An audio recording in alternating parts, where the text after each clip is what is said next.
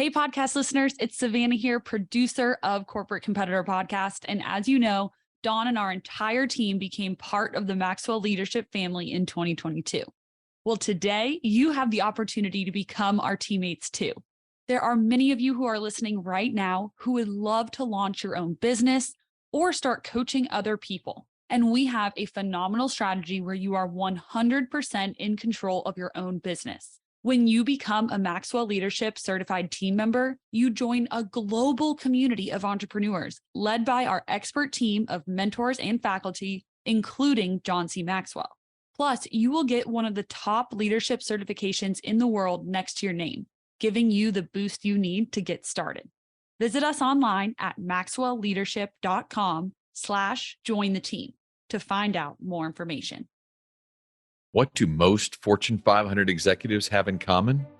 They learned important lessons on the fields and courts of their high school and collegiate sports teams. This is true for both men and women. A whopping 94% of women holding a C-suite position played sports. Their wins and losses shaped their habits and who they would become. Join me on my journey to sit with some of the brightest executives in the world as we discuss how sports shape their professional trajectory. In partnership with Chief Executive Magazine, the voice of America's CEO community. I'm your host, Don Yeager, and this is Corporate Competitor Podcast. With me for today's episode is Chair and CEO of KPMG US, Paul Knopp. Paul leads more than 36,000 partners and professionals across the United States and is committed to strengthening KPMG's inclusive and values-driven culture. Under Paul's leadership, KPMG has been consistently recognized on Fortune's 100 Best Companies to Work For and Diversity Inc.'s list of top 50 companies on diversity. Paul is a proud University of Texas at Austin alum and has received numerous accolades, including being named to Glassdoor's list of top CEOs determined by employee approval ratings. In this conversation, you will learn how growing up playing football, baseball, and running track shaped the leader he would become. Grab your pen and download our note-taking resource on corporatecompetitorpodcast.com/128. Everybody has something to contribute. You cannot be successful in today's world unless you create an environment, a culture of inclusion. You do have to do something as a leader to make sure that everybody recognizes that everyone has something to contribute in the team environment and the success of the organization. If you don't have an inclusive culture, people are not going to stay. Paul, thanks so much for joining us. Don, it's great to be with you today. I look forward to the conversation. You and I share a love for a legendary UCLA basketball coach, John Wooden. For 12 years, I had the good fortune of being mentored by Coach. Every other month, I flew to California for a day with him. One of the most remarkable experiences in my life. So I found it interesting that you base much of your life and your thought process around character is who you truly are. Well, Don, the foundation of our business is really trust. Trust is so crucial to both business and personal relationships. Character is what you do when no one is looking. John Wooden said originally, which Yep. I often like to think about it in that way. We want to live our lives and be an embodiment of excellence to the degree that we can. We're all flawed. No one's perfect. But we think about ensuring that we're delivering an exceptional experience to all of our stakeholders, certainly our clients. We want to be exceptional in the eyes of our people. Our people are probably our most important stakeholder at KPMG, and they need to know that we are excellent in everything that we do. So when it comes to my personal life and my business life, trust is really foundational, and character is really at the heart of trust. And you actually refer to integrity as the product you offer. It is. In the business that we are in, we protect the capital markets through audits of financial statements. We deliver really complex solutions to clients in consulting, advisory, tax. And our clients have to both trust us and understand that we're going to bring excellence every day to what we do. So if they understand that we're going to work with integrity as our foundation, they're going to be a great partner with us and we're going to accomplish our objectives. We just had Horst Schulze, the founder and CEO of Ritz-Carlton, on this podcast. And he talks about excellence and everything you do. And excellence is your calling card. Your job is not a dishwasher or a bellman or a server. Your job is excellence. When you establish that as the framework of what you do every day, it pushes you. It does. Excellence happens to be one of the 5 values that KPMG has. Integrity, excellence, courage, together, and for better is the 5th value. And we have a purpose statement at KPMG: inspire confidence, empower change. Don, whether it's the values or whether it's our purpose, those are just words. The real challenge is to change those words into the DNA of our organization and our people, that our people see those values and that purpose in our leaders, that our clients, our regulators also see us living our values, and that we are driving change through our purpose. It's part of our performance assessment framework to ensure that we are recruiting and retaining the people that live our values every day. It's really crucially important. Recruiting people who live out these values, it's a really difficult test. Well, it's a journey, Don. Let's be clear about that first. The culture of KPMG is crucially important. It's why we have a culture leader at KPMG, and those values definitely feed into being purpose-driven and culture-led. There's no doubt that you first look at somebody's academic success, you look at their success in business, what's their track record. But then through the recruiting process, you're going to get to know that individual. You're going to be able to ask certain questions that help you better understand what their values are. How do they align with the values of our organization? Once that individual is hired, you're definitely going to be observing those values in practice and in play. There's actually a values component to the performance assessment framework. Each individual in the organization is evaluated with that values component. And if somebody is not living our values or there's some type of issue, we bring that to the front, we discuss it. It does not always mean that somebody is not fit for the organization, but even with respect to values, there is self-improvement. You have to absolutely try to promote understanding of what it means to live those values. So I often talk to our people about 3 pillars of those values: ethical, collaborative, and inclusive. If you can act in that manner, ethically, continuously, you can be collaborative, crucially important. Absolutely. One of the things I learned from your team is that your experience working for your aunt as a young man was one of the first places you started learning what it took to become a great leader. Well, my aunt, my dad's sister, her name was Irene Luckenbach. Back in the 1960s, our great uncle and great grandmother needed full-time care. And she had this idea. She decided that the town Fredericksburg, Texas could use a nursing home. Fredericksburg, Texas is a small town in the Texas Hill Country. It's actually kind of a perfect enclave for retirement centers. It didn't really have one, and she never went to college. She actually, as I recall, sold cosmetics door to door. They had no money, Right. but she had the vision to start this nursing home business. They borrowed the money, used their vision of what was needed in the community, and she actually ended up with about 3 different nursing homes in the town. Wow. And that's a really, really hard business. Mm. But the woman was just excellent at what she did. And I would go almost every summer to Fredericksburg to work. So I mowed lawns, I washed dishes, I waxed and mopped floors in these nursing homes. They started with absolutely nothing in that business, and they had the courage to try to build a business the community needed. And you're taking those risks. You do have to take risk to get where you think you can go in life. And to see her become the leader in that environment, a woman in the 1960s, 70s, 80s, that really grew a business without the kind of academic background you would traditionally think might come with growing a business. I had the greatest admiration for her. It helped me think about what I wanted to do in my future. I also met my wife, Dawn, at a nursing home. We went on to start dating, and that was history. 41 years now. Right. A lot of CEOs don't talk about the influence that a spouse has on them. You're pretty open that without her, you might not have made some of the choices collegiately and otherwise that helped you become who you are today. Tell me about that partnership relationship.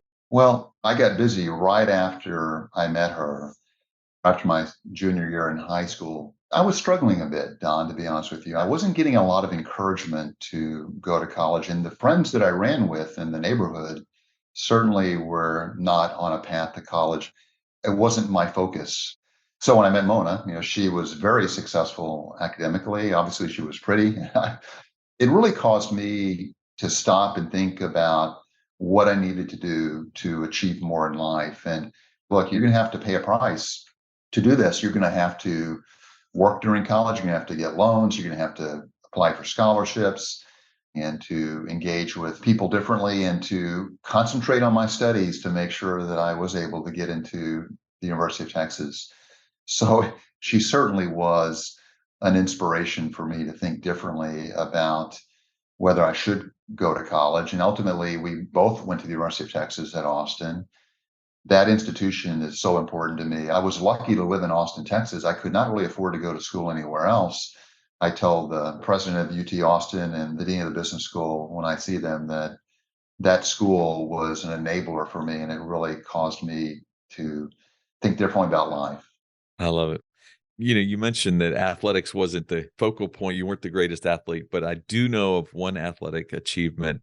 August 1st of this year, you actually threw out the first pitch at a Yankee game before the Yankees took on the Seattle Mariners as part of the celebration of the 125th anniversary of KPMG. How much practice did you put into throwing out that first pitch? August 1st of this year was also my 41st wedding anniversary. It was so phenomenal. But I went out and bought a few baseballs and went to my nearest high school field to remember what 60 feet, 6 inches feels like. I was told, hey, they may not let you throw from the mound. They may ask you to throw from the grass. My friends had told me stories about people that had thrown pitches, leaving it short, and told me, we're never going to talk to you again, Paul, if you leave it short. So they asked me, do you want to pitch it from the mound or do you want to pitch it from the grass? So I did throw a few balls off the mound at a high school field towards the plate by myself. The other thing that's going to be a hard time about is if they find out that I had a chance to throw from the mound, but I threw from the grass. Right. So I decided to throw from the mound. It was just a phenomenal experience to be on that field to commemorate the start of our 125th anniversary. It was the start of a 24-hour period where the next day on August 2nd, we gave our 35,000 people an opportunity to do community service. Everybody could take the day off on August 2nd to do community service. And 22,000 of our people on August 2nd of 2022 used that opportunity to do community service all across the country. That's really the impact of that day. Yeah, it was great for me to throw out that first pitch. It was such a cool experience. But I really think back, Don, on the impact that we had on our communities that day. And that's what really makes me proud of our firm. There it is. One of the 5 cores. It's not just a word on a wall. It's a very expensive day off. Most people don't calculate what having that many employees off for a day costs. But boy, what a neat thing. We very much in our business have to have teamwork. We're a team-oriented business industry organization. And then you cannot be successful in today's world unless you create an environment, a culture of inclusion. I often speak with our people about our values. While they're written in 5 different words, when it comes to our culture, to be ethical, inclusive, and collaborative to me is really everything. And each one of those values can be broken down in that way. Absolutely. Wow, that's so powerful. I began my journalism career in Texas, and I remember being sent to Enron to write a story about this company that was just exploding and had so much potential. I remember walking in and on the wall right behind the receptionist welcoming me was our company values, and the largest letters were integrity. Gosh, here we are. We all know what happened to Enron after that. Yeah. Inclusive is such a hot topic in corporate America. Diversity is one thing, bringing in the right people who actually are additive. It's another thing to include them. What are some of the pieces of advice you would give to us as we're all thinking about how people can make sure they're including more of their teammates in the ways that the organization is moving forward? Well, in my 39 years at KPMG, I've been part of many different teams. Inclusion is really hard work because you do have to do something as a leader to make sure that the culture is built around inclusion. You definitely have to accept the fact that you need to promote an environment where people can bring their whole self to work. You have to be a fantastic listener, work hard to make sure that people are heard, Mm. and you have to try to engage people in a way that everybody recognizes that everyone has something to contribute in the team environment and the success of the organization. Some are quieter, some are more loud in terms of their points of view, but it's really about making sure that everybody feels like they're part of the team, that they absolutely belong on the team, that they belong in the organization, they belong in the culture. We can do all the work that we want to do on diversity and equity, but if you don't have an inclusive culture, people are not going to stay. You have to get inclusivity right to be successful when it comes to a diversity, equity, inclusion journey. It's so true, and yet it feels sometimes as if it often gets lost. Boy, we've done everything. We brought in all the right people. We can now report to the world and stockholders and others that we have a more diverse workforce. If they're just there and they don't feel included, you didn't really do yourself any good. I agree. We're all trying to build the very best teams. It doesn't matter whether it's a sports team, a football team, a basketball team, a business team. Unless somebody feels like they belong on that team or they belong in that culture, it is not likely they're going to stay for the long term. Everybody has something to contribute. Paul, I know you're a big fan of the San Antonio Spurs. I am. You love Greg Popovich, the leader, the coach. And one of the things that's so unique and powerful about the Spurs as an organization is the number of different cultures from which they draw their players. Coach Popovich always impressed me with the way he encouraged his team to get to know the cultural environments that each one of their teammates came from in a way that allowed them all to feel more included. There was a story about Patty Mills, his backup point guard for years, who was from an indigenous tribe in Australia, and coach stopped practice because it was the Independence Day of that tribe to let Patty Mills tell the story to his teammates of what his tribe stood for. What a really neat way to not just bring people together, but draw them together. Tell me about what you learned as you've studied the Spurs over the years. I'm always looking for organizations in sports that really can be an example of where leaders are really succeeding to drive success of the organization. Like the St. Louis Cardinals Hmm. have been excellent in baseball for many, many years. I moved to San Antonio in late 1983, and I can tell you that although the Spurs play in a really nice arena today, back in the day, there was Hemisphere. the Hemisphere Arena. And if you had a great seat, it was the craziest, loudest place to watch a basketball game. So that was my introduction to Spurs basketball. When Popovich came on the scene, first as an assistant coach and then later as the head coach, they hit a period of real sustained excellence. Hmm. So they won their first NBA championship in 1999, 5 times from 1999 to 2014, consistently in the playoffs, I think, for almost 20 straight years. That kind of sustained excellence ought to draw your attention and cause you to think about what is driving that kind of excellence over a 20-year period when it is very rare in sports that any team makes the playoffs for 20 consecutive years. They're rebuilding now, but as I look back on that period, I think it absolutely is about the leadership of Pop, including people in the way you spoke about Patty Mills. There are a lot of players from outside the US, like Manu Ginobili, who played for the Spurs. And you just think about the character and the excellence of people like Tim Duncan and David Robinson. You and I could spend all day probably doing this because I chase those places of excellence like the All Blacks in New Zealand and Nick Saban. It's amazing where we can go study those things. So the association with KPMG Women's PGA Championship speaks to action, not just words. You're looking for ways for women to have more opportunities to reach the C-suite and also solutions to help diversify the workforce. Accelerate 2025.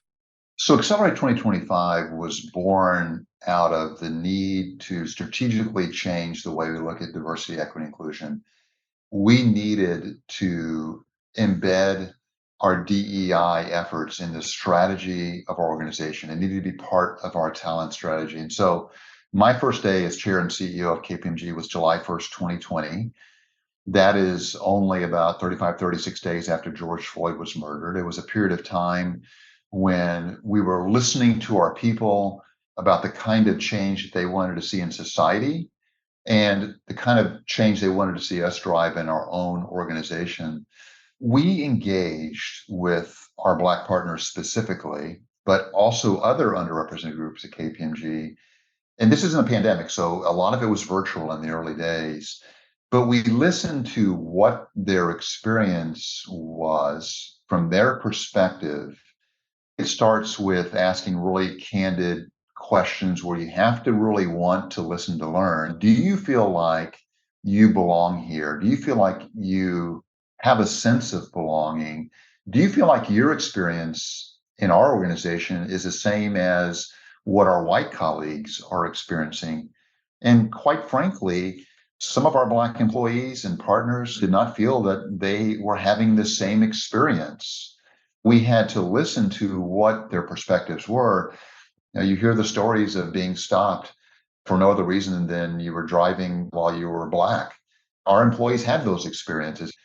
We had to learn to change. And today, still, we speak with our underrepresented employees and partners about what we can do to drive more change. We survey our talent all the time to make sure that we understand what they are experiencing within the organization.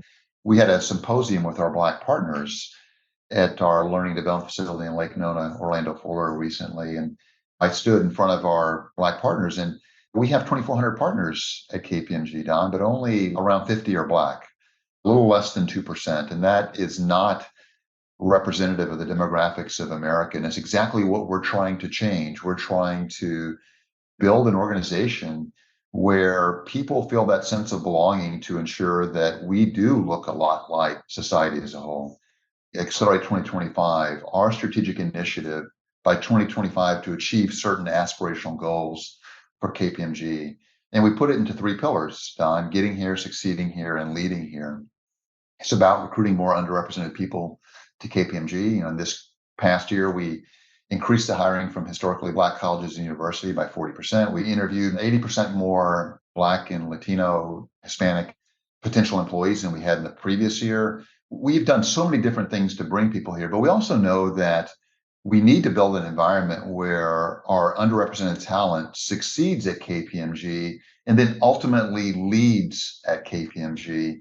That is what we're doing today through Accelerate 2025. We have various actions, strategies, tactics that we use to make sure that we are getting more of our underrepresented talent into the environment where they can succeed and then ultimately lead at KPMG. Today, I have a 10-person management committee, and although only 23% of our KPMG partners are women, 5 of the 10 members of the management committee are women. One is Black, one is a Latino woman. I really am trying to set an example from the top too for the rest of the organization that we have to be inclusive, that we have to build teams with diverse individuals, and we absolutely are on a path of success. I would like to say, though, that it is really hard work. It's highly competitive. We hired a tremendous amount of diverse talent in 2021, 2022, but that diverse talent is absolutely in demand in the marketplace. We have to continuously improve the organization to make sure that we are getting our diverse talent into the leadership of KPMG. You just have to work very hard to make sure that people understand that you want the organization to be better. You want society to be better. And that's what we're trying to impact. And the only way we get better is through the conversation, understanding, and you can't fix that which you don't know about. Absolutely. Many corporations overuse the word teams. Just because we all carry the same business card, we're on a team. You've been on teams, good ones. You understand there's a bridge that has to be crossed to take individuals and actually meld them into something that can accomplish something greater than its collective abilities. As a leader, how can you help us think about building that bridge? What are ways we can take those individuals and create teams that will do exceptional things? You have to be authentic. Mm. And you want to make sure that you're listening and you're learning from your team. I'm not here to be right. I'm here to get it right. Each one of us has to understand that we're not here to be right and to just follow what we believe to be true. We're here to discover what we believe is the absolute best path forward to achieve success in whatever it is that we are doing, whether it's sports, whether it's business. We are trying as a team to collaborate and ensure that we are going to get it right so that we are excellent and that we are courageous in everything that we do. Another aspect of your career that stood out to me is you're also into learning from CEOs. You might be into it more than I am, but in 2022, the CEO Outlook featured CEOs such as Ted Kenneth of Ford Pro, Kevin Dallas of Wind River, Brian Moynihan of Bank of America, who we had on the podcast almost 100 episodes ago, Elizabeth Spalding of Stitch Fix. You had each one of them kind of discussing their top priorities and their challenges.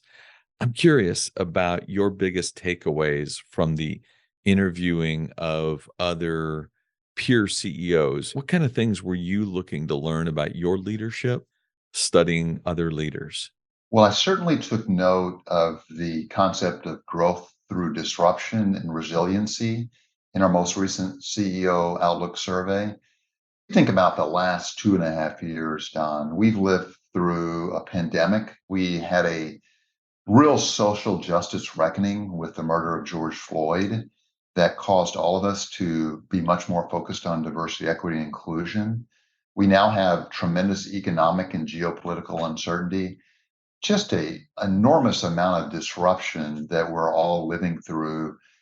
Observing what they do to really manage through that disruption, to lead through that disruption, and to ensure that they are being bold and courageous about how they grow their organizations, how they adapt to that kind of change, to make sure that the organization is fit for a very different future than the past. One thing that we've seen in the pandemic is that the digital revolution, the digital transformation of businesses, their operating models, their business models, has rapidly accelerated. And almost every organization is trying to draw a competitive advantage from being more digitally enabled. 56% of the CEOs in that survey said that they are trying to engage in the kind of mergers and acquisitions over the course of the next few years to transform their organizations.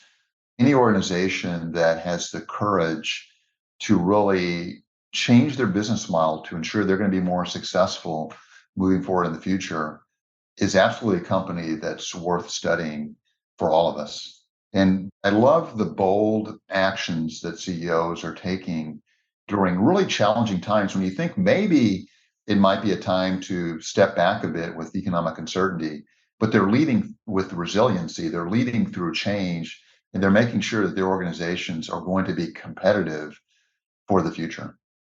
I've been fortunate to spend about 30 years in my journalism career asking a lot of great coaches, executives, athletes, if they can identify one habit that they believe gave them a competitive advantage, something that they did that just became part of their daily routine. I'd love to ask you. That's a great question. I really work hard to practice calmness during periods of adversity and complexity. My entire life, there's been a lot of adversity. And in my business career, in the complex business that we operate in, You face adversity and complexity all the time. I worry too, but quite candidly, I don't believe that worrying is going to be a productive way to bring about change. So I'm going to channel my energy and efforts into something different. I kind of draw strength from remaining calm, keeping my head as clear as possible to make sure that we always get to the very best answer for the people, for the organization. There's a long history of being able to practice that with respect to situations you encounter with friends, with school, with family, and then ultimately in your business career. And you have to think about being resilient, and you have to think about what's going to lead to the best solution. Great sports leaders that I admired, like Tom Landry and like John Wooden, Bud Grant, the old coach of Minnesota Vikings. I've seen that in many different leaders over the course of my life. I like to think about that kind of approach to problem solving. Well, I have to tell you, it has been a delight. The willingness to share, the willingness to help all the rest of us grow. Paul Knopp, I cannot thank you enough for being a corporate competitor with us today. Don, I really enjoyed it, and thank you for having me today. Okay, I took some incredible notes from this conversation. One of the biggest pieces that stood out was his willingness to ask questions of members of his team, specifically around the area of DE&I. And he talked about the days, the weeks after the George Floyd incident, and how it was important that he opened lines of communication right from the very beginning. And it led him to conversations that were quite impactful by allowing the team know they were safe and comfortable. He was able to build programs and solutions because he had great trust, something that he believes is foundational to everything he does. The second big takeaway, those 5 values that are so important within the organization, but they don't just leave the values on the wall. They actually build the values into their annual evaluation of their teammates. It makes those things real. Your review isn't just on how many widgets did you sell or what was the output of all of your work. Instead, your review partially reflected how you lived against the corporate values. What a gift that would be to an employee, and what a great way to reinforce the culture. Paul was that wonderful gift for us today. I hope that you'll do something with it and you'll be a greater corporate competitor as a result. If you could share one habit, one thing you've done consistently that allowed you to separate yourself from your competitors, what would it be? In my 30-year career, 2,500 of the greatest athletes, coaches, and leaders answered that question for me. This is Don Yeager, who did that that article I was telling you about. Don, Dave Sims with Coach K. How you doing? Hey, Don. How you doing, my man? Great, sir. How What they gave to me is what I'm giving to you in my online course, Journey to Greatness. Through engaging storytelling and on-demand videos, you will learn the 16 habits that will jumpstart your personal growth. I will instruct you on how to apply these winning characteristics to your life through custom workbook exercises. We are slashing the price for our podcast listeners. Lifetime access to Journey to Greatness is normally $399, but for our podcast listeners, it will be $49 with the code podcast at checkout. Click the banner on corporatecompetitorpodcast.com to enroll. Thanks for listening to the show. I would be so grateful if you left us a rating and a review. We will be rolling out a new episode every Wednesday. To be the first to listen, subscribe to the podcast on our website, corporatecompetitorpodcast.com. Plus, as a thank you gift, you will receive a free chapter from one of my best-selling books on the habits of high-performing teams. Stay in touch by connecting with me on social media at Don Yeager, Yaeger, on Twitter, Facebook, Instagram, and LinkedIn. Until next week, I appreciate you.